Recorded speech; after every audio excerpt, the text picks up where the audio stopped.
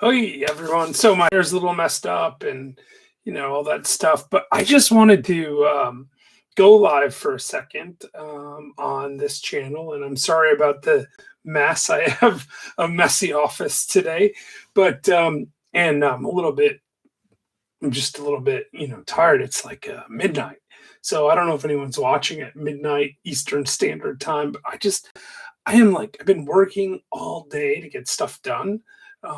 So much stuff I have to do before I can go to Puerto Rico. So, for people that don't know already, I am planning on going to Puerto Rico in May. So, about 2.5 weeks from today, I will be arriving in San Juan, and I'll be in San Juan for 30 days. And it's been a while since I've traveled for 30 days at a time. And last time I went anywhere for that long of a period was when I went to Africa in February of 2020, and I was gone for 29 days. So basically the same amount of time. And then I had to plan all sorts of things. And this is right before coronavirus. Of course, we didn't know that coronavirus was coming when we started planning that trip, but I went and climbed Mount Kilimanjaro. So I had to have hot weather clothes, cold weather clothes, snow pants, all sorts of stuff that I had to drag around after I came off of Kilimanjaro. We did 8 days on the mountain. And then we went to Tanzania. Well, we were in Tanzania already, but we went to the Serengeti. We went over to the Zanzibar and did some time in Zanzibar. Then I went to Kenya. And before I climbed Kilimanjaro, I actually spent 5 or 6 days in Addis Ababa, the capital of Ethiopia, sort of pre-acclimatizing, because Kilimanjaro is very tall, 19,300 feet, and I wanted to maximize my chance of not failing because of altitude sickness. So I actually took a little bit of a time to rest. But anyway, that's way off of topic, and that's the problem with doing a live video, is that you start talking about something and you just you don't know how much time you've used. But anyway, so Africa was the last time I did 30 days. Now I'm doing 30 days in San Juan, Puerto Rico. So I've rented an Airbnb, so I will be in the same location for the entire 30 days. And I started looking for rental cars, and I thought I would be able to find a reasonable price, but it turns out there's a rental car shortage everywhere now, including in Puerto Rico, and I hadn't anticipated that. So car rentals are very expensive right now relative to what they were when I was looking at them 30 or 60 days prior to booking my trip. So I'm not sure about the rental car. Some of the time when I'm in San Juan, I'm going to just have to go without a rental car.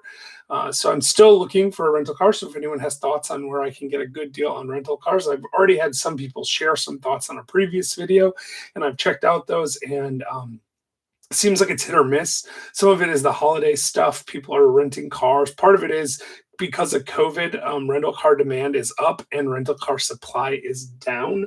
I've seen articles about rental cars in Hawaii that they were charging like $500 a day for rental cars. And fortunately, not quite that expensive in Puerto Rico, but the idea of paying $100 a day for 30 days, $3,000 for a rental car, still kind of makes me think I don't want it for the whole 30 days. So, I mean, if I could get it down to, 1,200 or something like that, I probably would just take a car for the whole time. But it's hard to justify um, taking a car for $100 a day when some of those days I'll just be hanging out in San Juan. And I mean, I could take an Uber a couple of times for $10 or $15 and be much cheaper than having a car, particularly because some days I'm just going to walk to the beach, and I might just walk around and try to get a feel for the neighborhood and stuff like that. So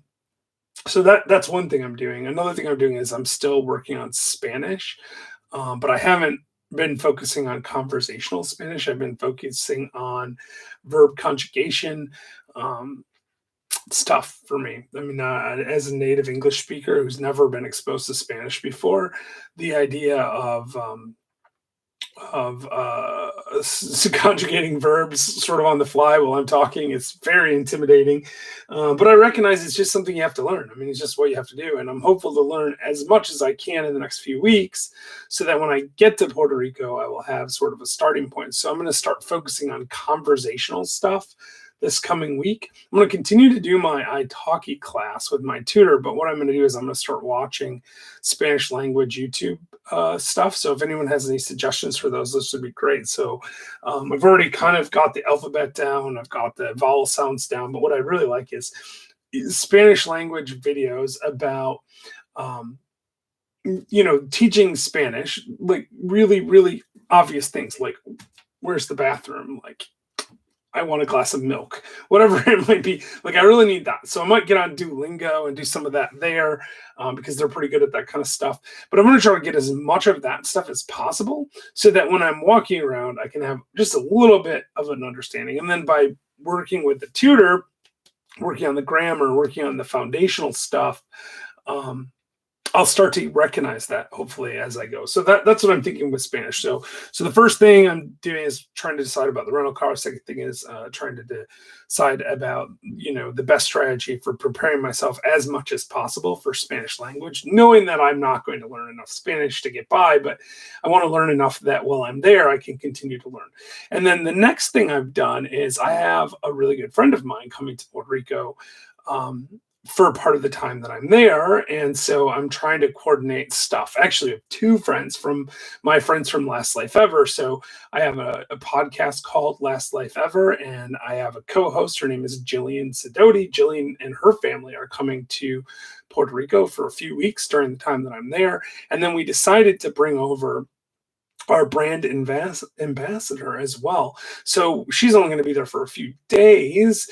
And so we're going to try to maximize our time during that 4 or 5 day period when the three of us are there filming some videos, maybe parasailing, maybe scuba diving, maybe hiking in the rainforest. Not sure yet what it's going to be, but we want stuff that we can use for content for our show about living the best version of your life. So if people have suggestions of things that we can try, that are unique and interesting, that would be excellent. I would definitely like to hear some of those suggestions. So that's something I'm working on. And that's unfortunately and fortunately is actually at the beginning of the time period. And then another thing I have to figure out, which I've sort of already figured out, is the requirements for coronavirus testing before. So now I've found a lab here that will get me my results in the time frame I need.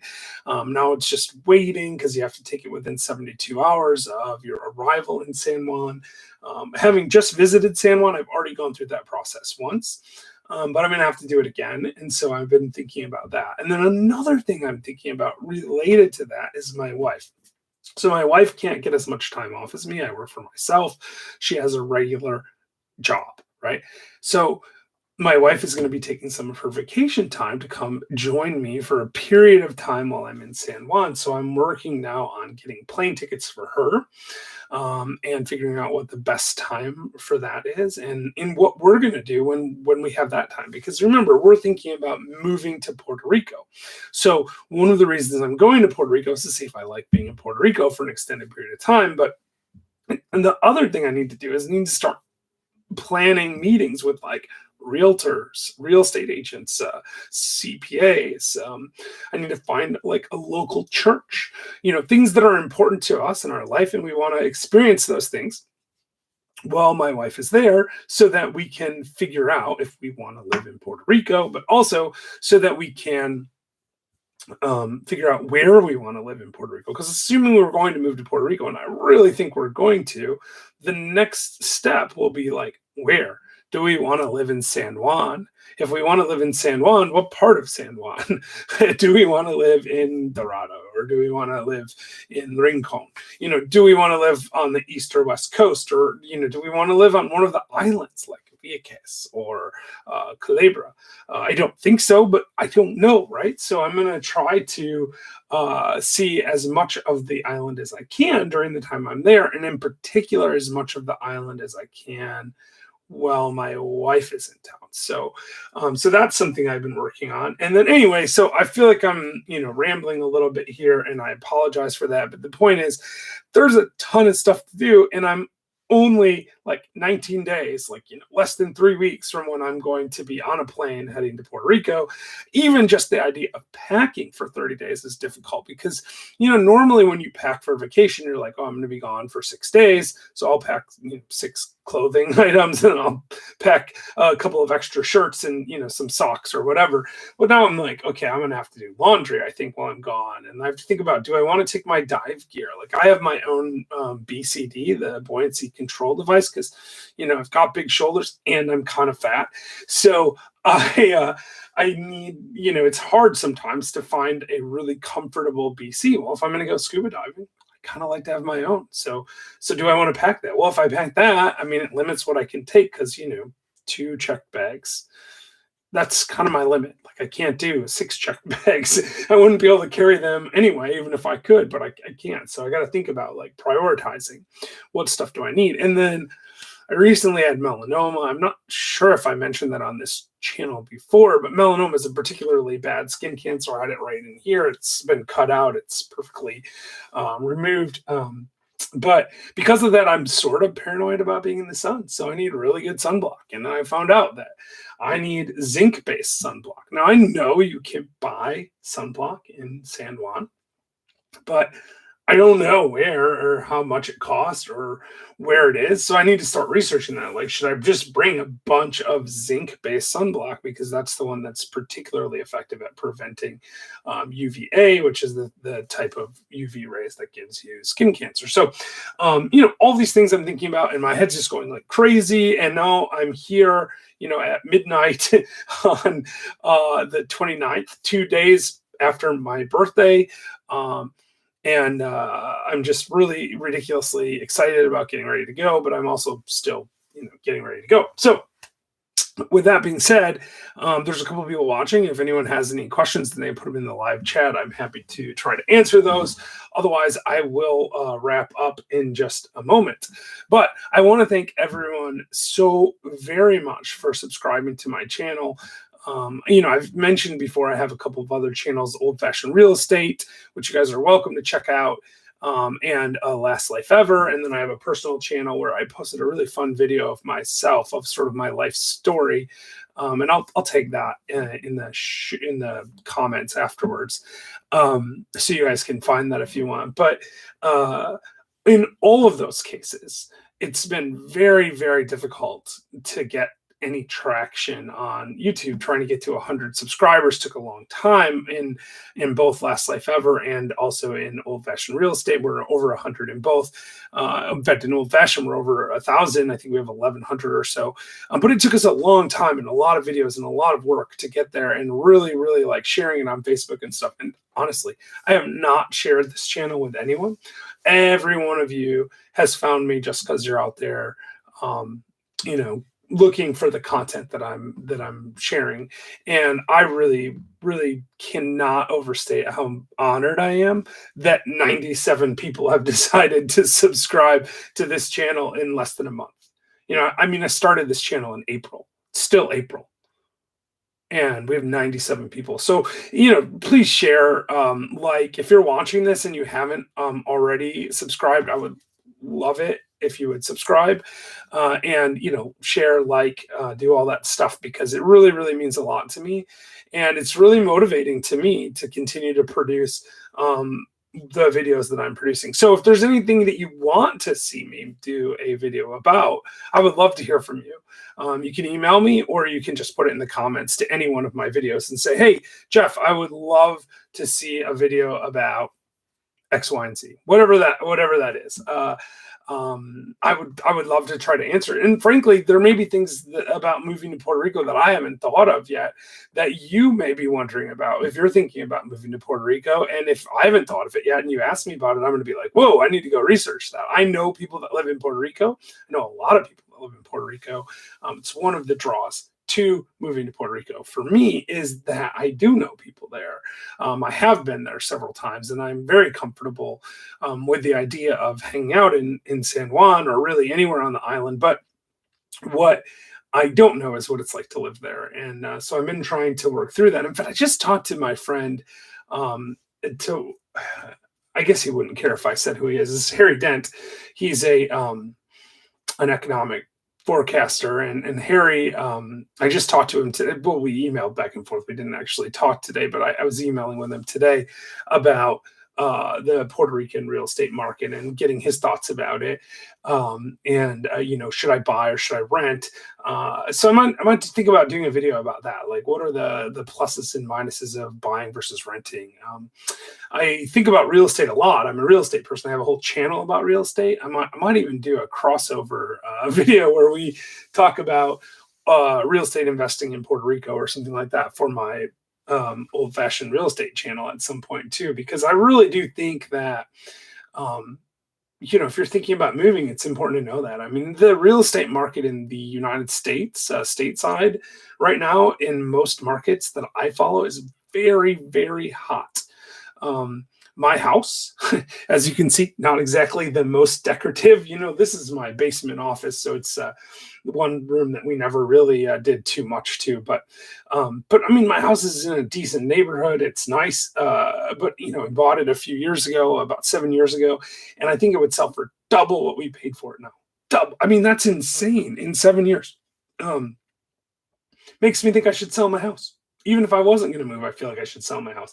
Problem is, I got to live somewhere. So then I have to rent or I have to buy something else. And I'm thinking, maybe the market's little high, and maybe it's wait it out and see if the prices go down. On the other hand, maybe the tax incentives in San Juan or in Puerto Rico for mainland U.S. Folks, applying under Act 60, maybe that will continue to drive real estate prices in the types of neighborhoods that I would be most comfortable in. And maybe those prices will continue to go up. The counterpoint to that is the new census data came out, and Puerto Rico lost 11% of their population since 2010. I mean, that's significant, and that's got to put downward pressure on real estate prices. Even with it offset by, some mainland folk like myself decided to move to Puerto Rico.